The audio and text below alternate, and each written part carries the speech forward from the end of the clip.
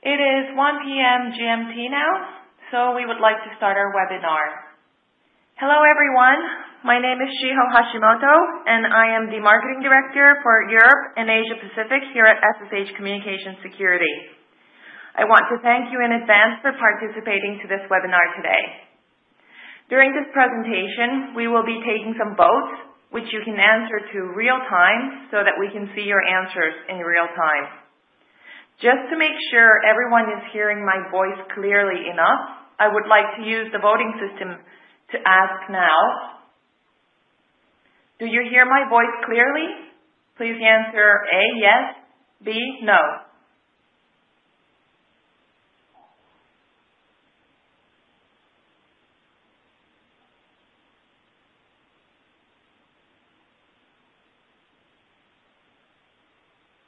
Okay, actually 100% answered yes.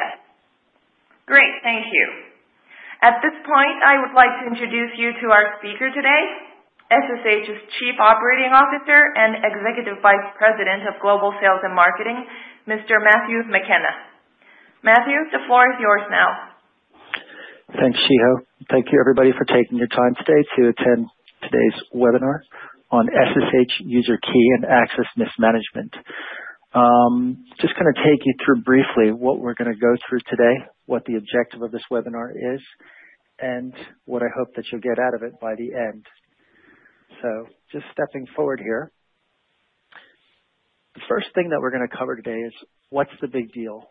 Why is the topic of SSH User Key and Access Mismanagement something to take notice of? We're going to be taking a look in more detail as what is the reality in today's enterprises? What are we seeing as an organization as we work with our customers in terms of how SSH access is actually managed today? I think something also which is very important for us to get a better picture on are what are the attack vectors? What are really the concerns we should be considering in terms of the attack vectors in organizations? And okay, it's fine once we have a good understanding of these. What is actually the objective? How do we get forward in actually addressing this issue within organizations? So what are the objectives and process to achieving SSH remediation? And then what should be the deliverables? What is it actually that we need to know in order to be able to start taking steps to remediate our environment, our SSH environment? And then finally, why should I do anything about this? What are really the drivers to act?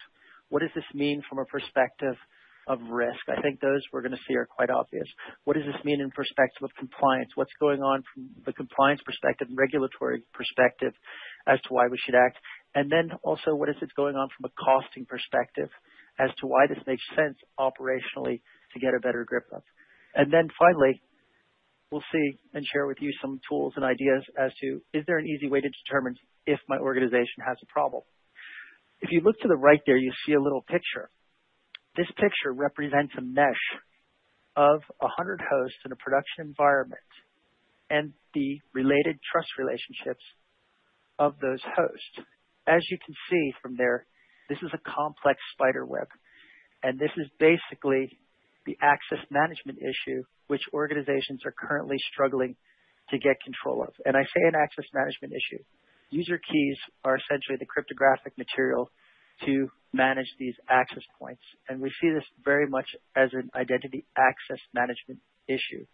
And in the respect of SSH keys, and as our title, it's been an issue of mismanagement. It's been an issue that is kind of over the years through, let's say, history, the quickness at which we want to set up trust relationships for our stakeholders in the organization. Keys have been distributed and proliferated at a very fast rate. And as that's happened, we've kind of lost track as to where those keys are and not really implemented any processes to control how these keys are being used and when these keys are actually removed. So this is what we're going to touch in on today. What's the big deal? So we've been seeing more and more, let's say, open and public mentionings of SSH breaches or related to SSH Key Management.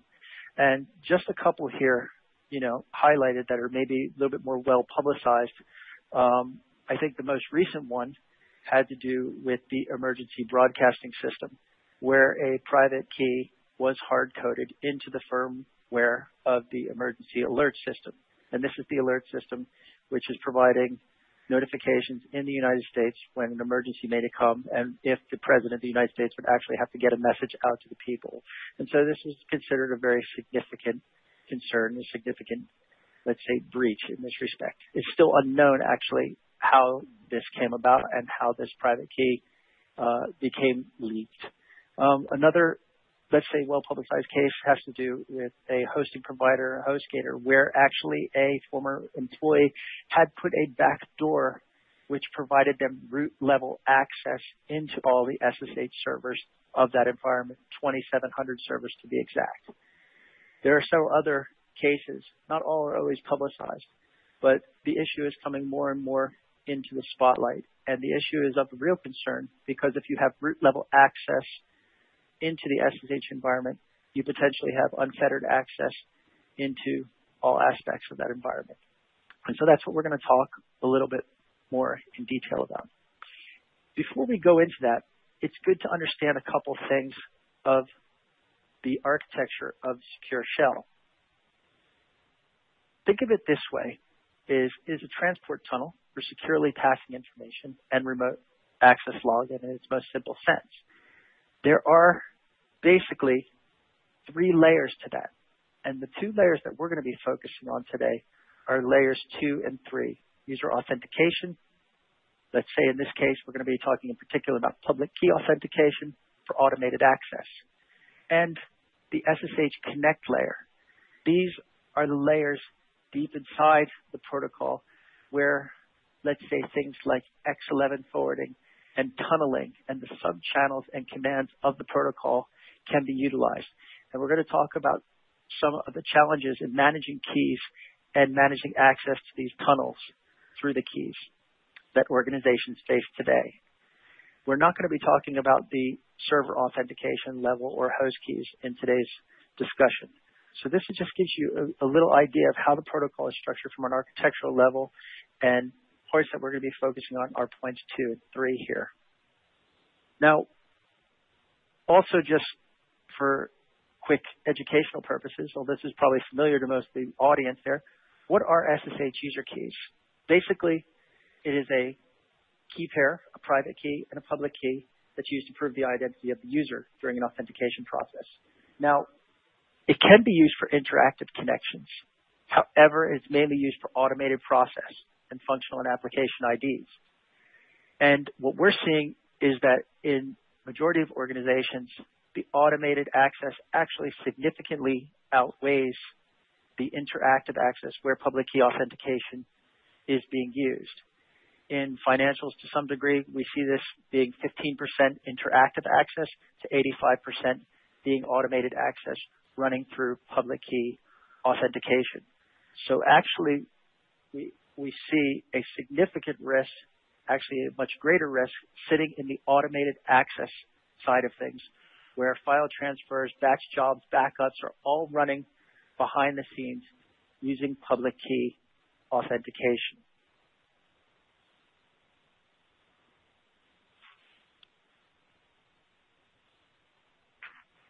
So just as an example here. Before Matthew continues, I would like to do 2 votes. I would like to ask 2 questions from the audience. The first one is, what is the size of your SSH environment in your current organization? If you can see in your screen right now, answers from A to E. If all of you can vote which one would apply to your organization. I'll give 10 seconds and we'll stop the voting soon.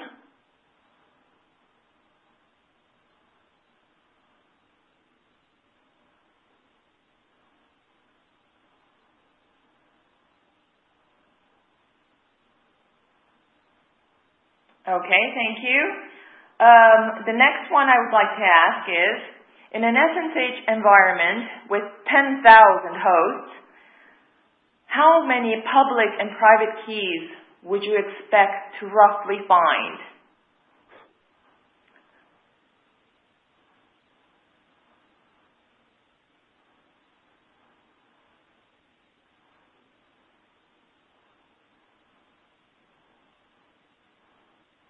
I've had 5 people answer now, 12 people have answered.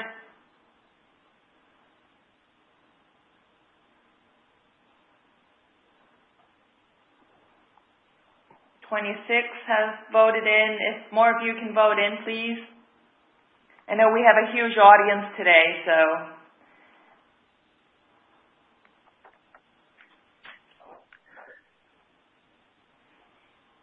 Currently, I see that most of you have answered 20,000 keys.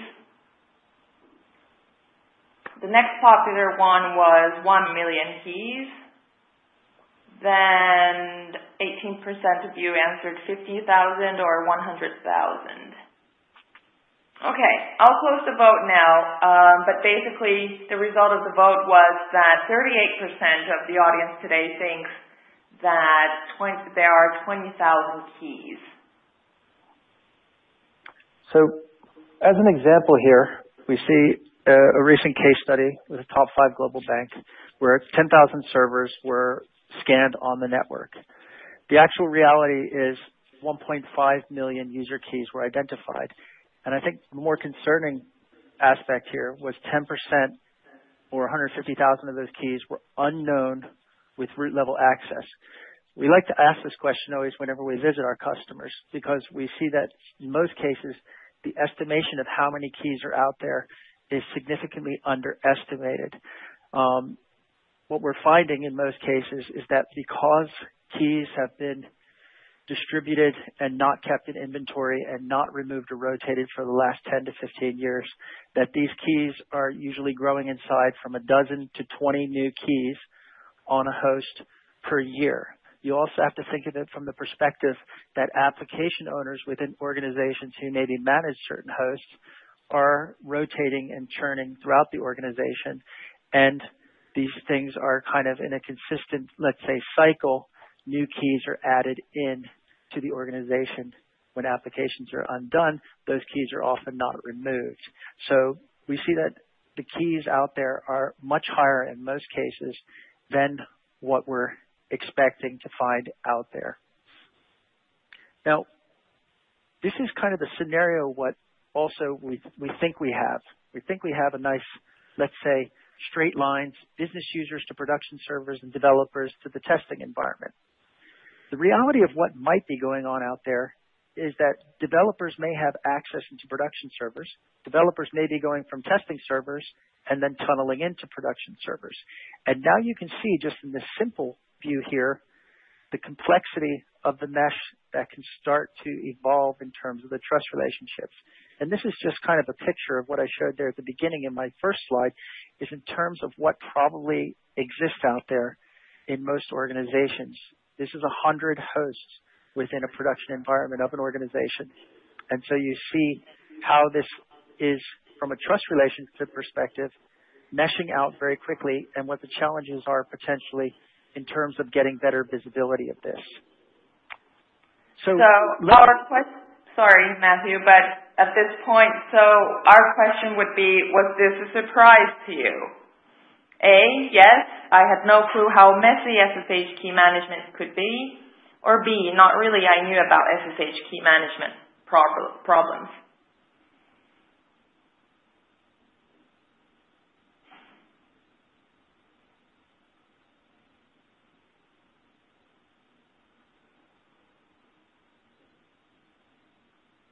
Okay, we've got half of our audience now answered.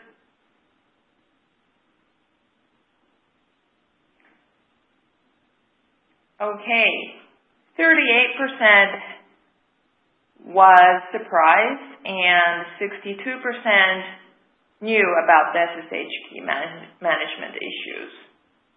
Okay. So let's go in now and start talking about the attack vectors a little bit. So I've listed out here a couple of attack vectors that we see as significant concerns.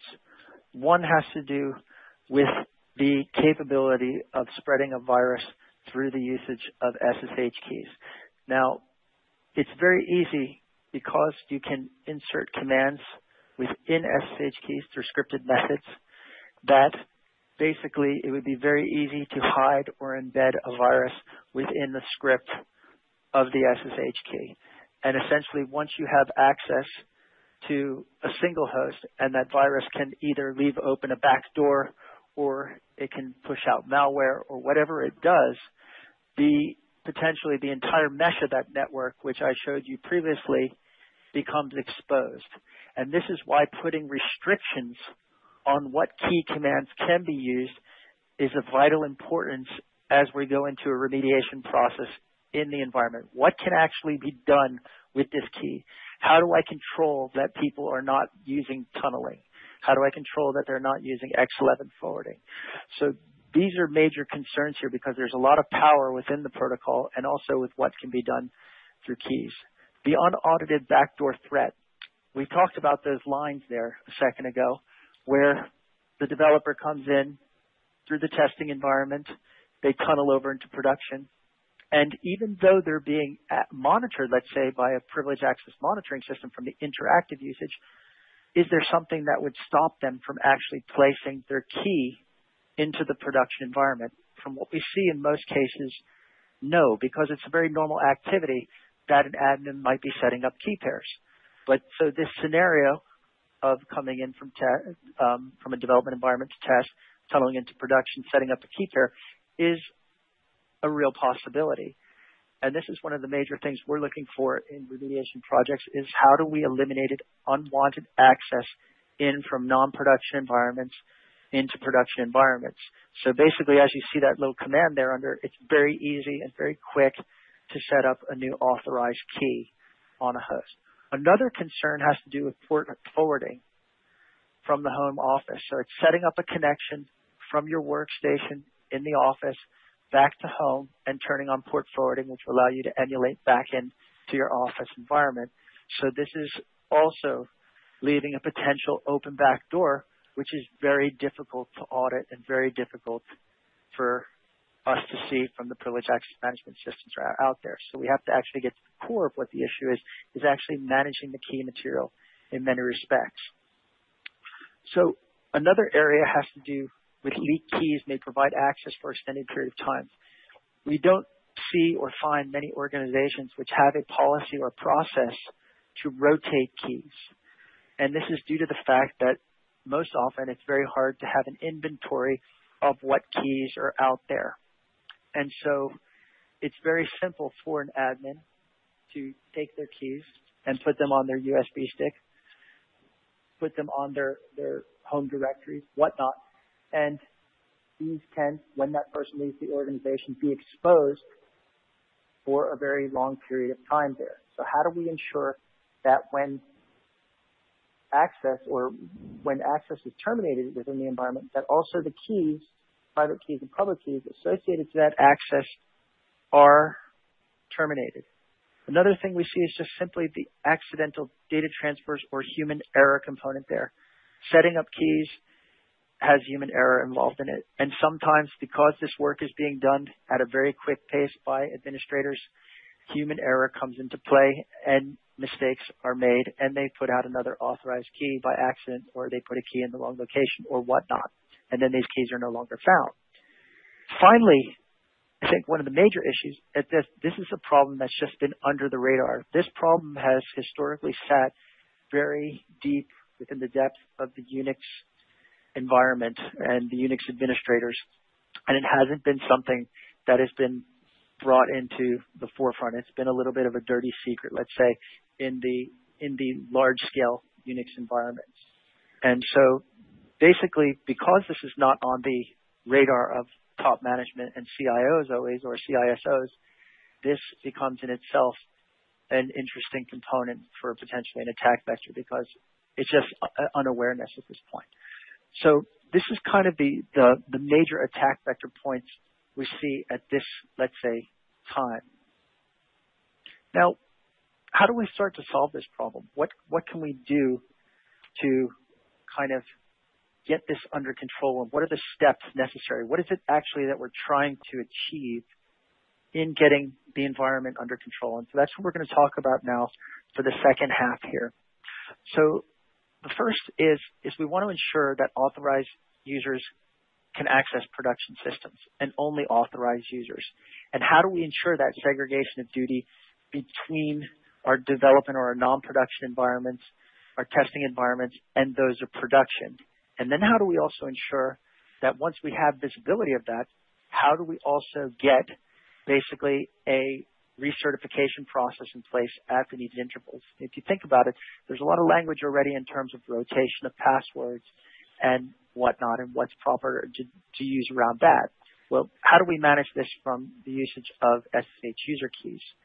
And as you go through this process within the organization, it's actually going to help answer the questions that what is the proper governance in place? We've seen with a lot of organizations that are undertaking this process, and they start to think about it, they're actually enhancing their security posture and starting to create better IT security policies on their overall access into their environment, not only from an interactive perspective, but starting to think about automated access as well.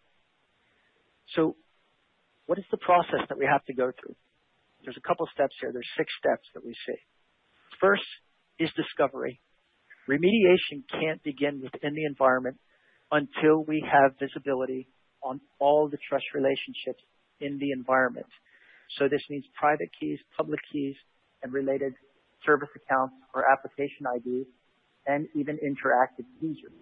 Now, what we see in many cases is that a customer says, well, I'm only interested in my production environment, and I just want to go out and find the keys in that environment.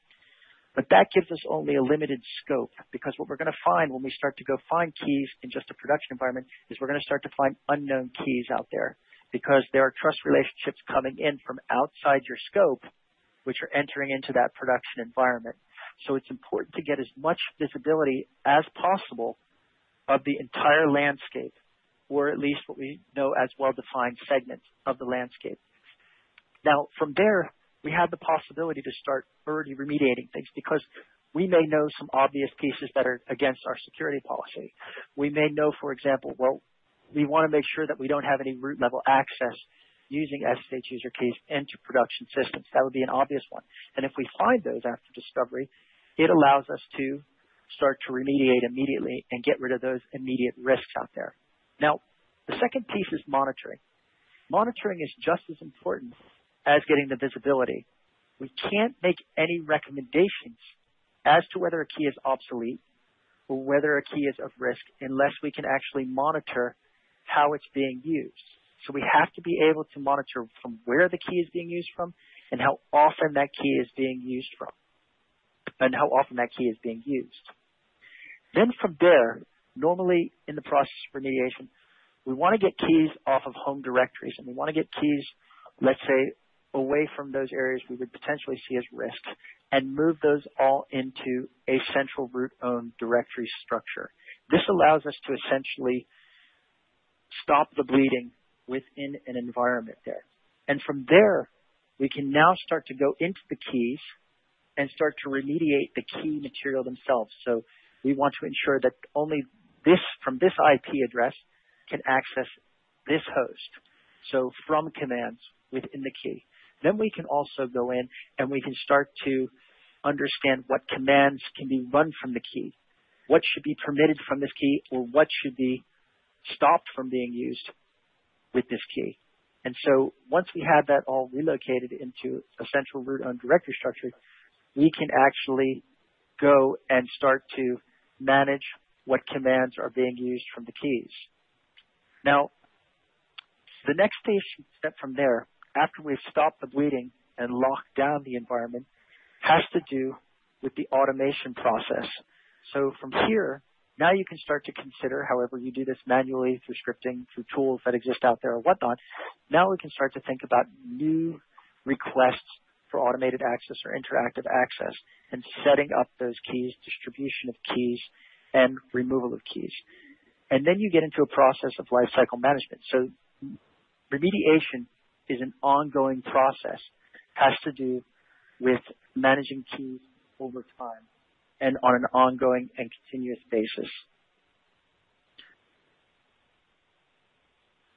In terms of the visibility, in order to be able to move forward in the remediation process, there's certain deliverables what we need to create in terms of that environment. So if you imagine that mesh that we had a couple slides back, we need to be able to see what's going on in terms of non-interactive or automated processes, as well as interactive users, which are using public key authentication. And from production environments, one-to-one, one-to-many, and many-to-many scenarios there. And so we have to be able to see that from the same application ID to the same application ID, as well as one application ID to another application ID. And we need to be able to see that across production to production, non-production to production, as well as production and non-production scenarios. And we also need to be able to see that for interactive users that are coming through potentially in many organizations. We see jump server type of architecture in place, and they're going from a jump server production to production host or non-production to production host. Now, across all these scenarios of automated access and interactive access, we're going to see a scenario of orphan keys, and we need to be able to identify all the orphan keys around here across these various scenarios. But more importantly, as we see a lot of, let's say, outsourced infrastructure these days, where we have third-party vendors coming into our infrastructure, where we have third-party developers sitting in different parts of the world. How do we manage those external connections where public key authentication is used and gaining access into our dev, UAT, or even production environments? So we have to be able to create visibility across this entire matrix to be able to start the process of remediation. So what are the things that we need to be able to answer? If we start scratching the surface, let's scratch the surface for a second. Very preliminary indicators. So first, we should be able to look inside the configuration file. Is the public key authentication enabled? Does permit root login equal yes or without password? Is the authorized key file located in the user's home directory? So these are basic pieces of information where we can already start to get some visibility in the environment and see that already from the configuration file itself in SSH daemon. Now, what general metrics would give us insight into how much we're affected by the issue in an organization? So first of all, we want to be able to see how many authorized keys are there in the environment. But more importantly, how many of these keys are actually with root level access? Even more importantly, how many of those are unknown? How many of those authorized keys are granting access to a system account or service account? Do any of those keys in the environment have force command restrictions around them? In most cases, we find that there are no force command restrictions around the keys that are there. From the private key perspective, a very important piece is do we see that the private keys have passphrases enabled around them? In most organizations, we don't see that passphrases are used very frequently with the private key.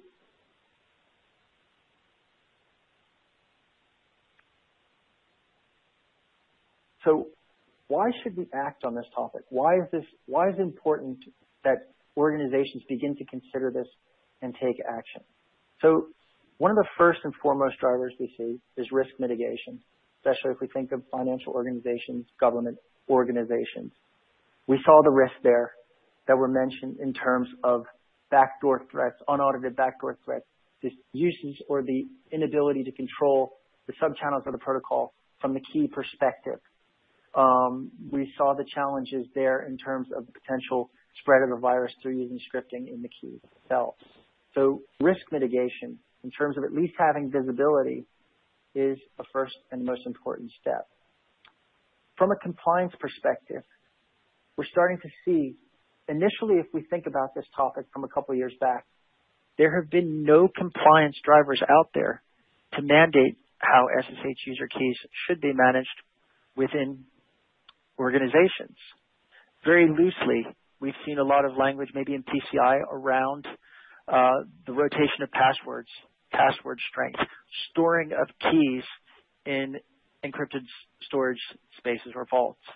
So we've seen some language around this, but it's been at a very general level. And now we're starting to see the first movements as this issue is coming more to the forefront.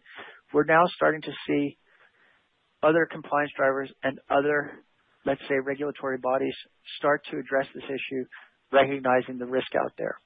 So PCI is one of these where they've started to recognize that public key authentication is actually an authentication method used just as much, if not significantly more, than passwords. If you remember, 85% of the access we're seeing is automated access in nature, and 15% is interactive. So there's actually a lot more keys out there than people are expecting. The IETF has put out their first standards or recommendations in terms of management of automated SSH access.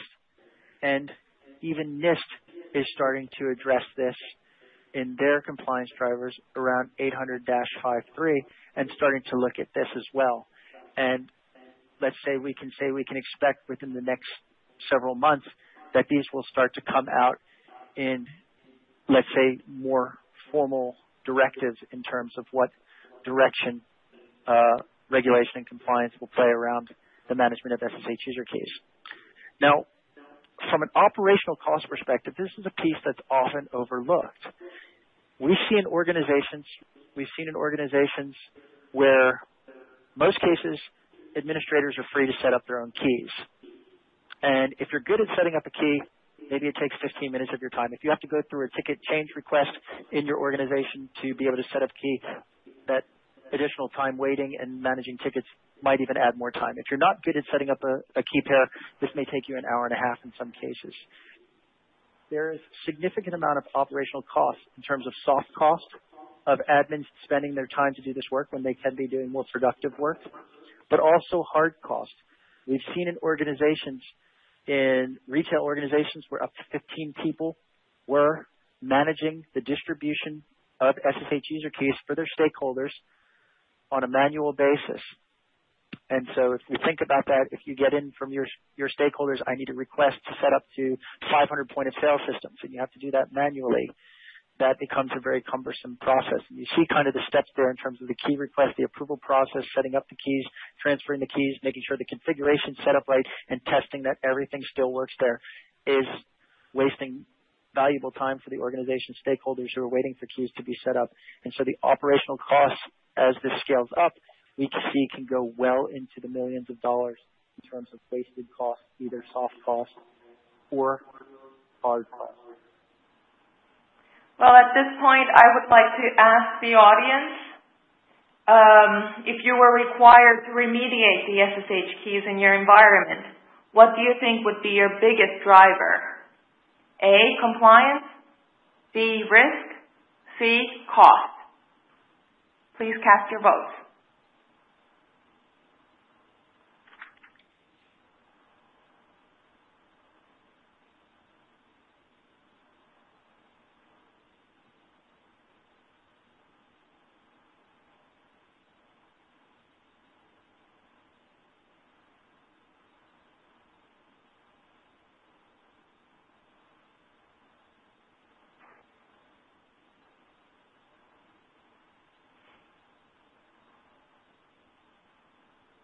Okay, I think we've got majority of the votes in now. 50% of you answered compliance, 44% answered risk, and 6% answered cost. Thank you. So what is there actually? So we're not bad guys. We want to actually give you a possible benefit out of spending your time out of your day today to basically take action on this topic. So there's a free tool out there called Risk Assessor, which provides you a clear report on the risk and exposure within the SSH environment. And basically this tool goes out there, and because Perl is most often pre-installed on Unix and Linux boxes, we're simply running a Perl script which goes out and it can identify basically the number of keys that are out there, public and private keys, the versions of SSH in the environment, the configuration information of the SSH environment, information about the number of keys with root level access out there, the number of keys out there which have force commands or don't have force commands, the number of private keys out there in terms of that are not having, let's say, passphrase protection around there, and it can very quickly provide a very good indicator as to how serious this is an issue in the environment or whether this is not an issue at all in the environment. It also provides an overview of host keys. Host key is not something that we talked about today, but host key management is also considered a significant issue around this as well. And that's basically managing the client-to-server authentication, that these machines may talk to each other. So this is a very easy and simple way to get a quick overview. It runs across all flavors of OpenSSH on Unix and Linux, and it runs across Tectia commercial version as well. And it will automatically print out a very easy to show PDF file with the overviews of the environment and all the information that's out there where the scan has taken place.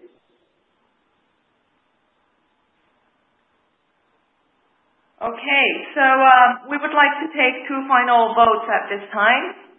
First one would be, would you be interested in having our consultant contact you to provide you with this SSH Risk Assessor tool to investigate the status of your current SSH key environment?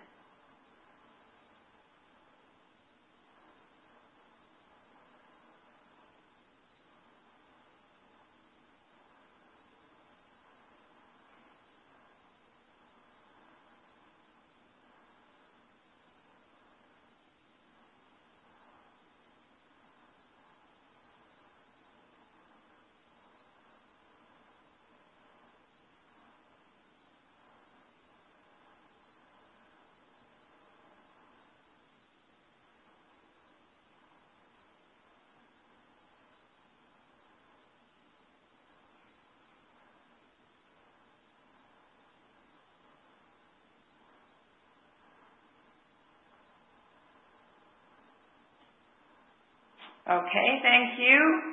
And the final question would be, on a scale of 1 to 5, where do you think SSH key management issues would fit into your priorities during the next 12 months?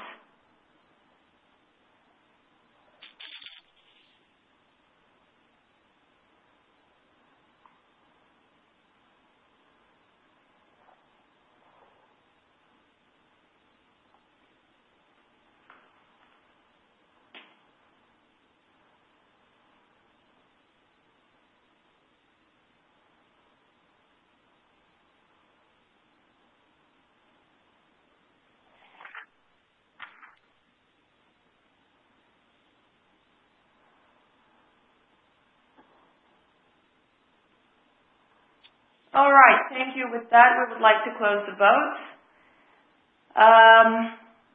We are starting to run out of our time, but we have some questions coming in. So actually, we have quite a lot of questions here. We may have to personally get back to you later on. But I'll take a couple of those.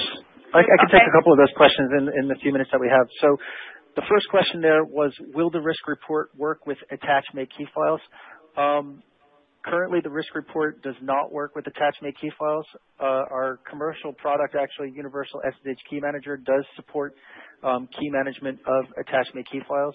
I can check with our R&D in respect to how easy that would be to add in there. We do see that attachment reflections is quite widely used in the, let's say, corporate environments, and would be happy to look in that for you and come back to you. Just feel free to send us a mail after that. The next question was, what about SSH in the cloud environment? This is a good question. SSH is quite widely used in data centers and hosting providers. It is a significant way for administrators to, let's say, access the hosts. It is also very normally used as well in cloud environments for automated access. We see with large cloud providers that this is also a concern as well in terms of managing the keys in the environment, not only from an interactive perspective of those third-party providers that they might be outsourcing to, but also for the host that they are managing for their customers, which have automated access there at the end of the day. So SSH within the cloud environment is absolutely a relevant topic. If you want to find out more about the topic, There is further reading available. You can find the IETF draft of automated access using SSH keys, current recommended practice, at the IETF.org website. There has been an IDC white paper released on the topic called The Gaping Hole in Your Identity and Access Management Strategy, Secure Shell Access Controls. That can be downloaded from our website, and as well as an SSH white paper on the challenge of identity and access management in secure shell environment. So there's more and more material out there. I would definitely suggest taking a look at the IETF document. That gives a very good path in terms of the risks out there, the paths to remediation, and the best practices. That is a draft version, and that is a work in progress. And I think the IDC white paper is also an excellent overview on the topic as well. So at this time, I would like to thank you very much for your attention today. If you have any questions, please feel free to reach out to us at sales@ssh.com or at shiho@ssh.com. And please don't hesitate to visit our website in terms of if you'd like to download a copy of the free Risk Assessor. Okay, thank you, Matthew, and thank you very much to everyone for attending today. We wish you a pleasant rest of the day. Thank you. Bye now.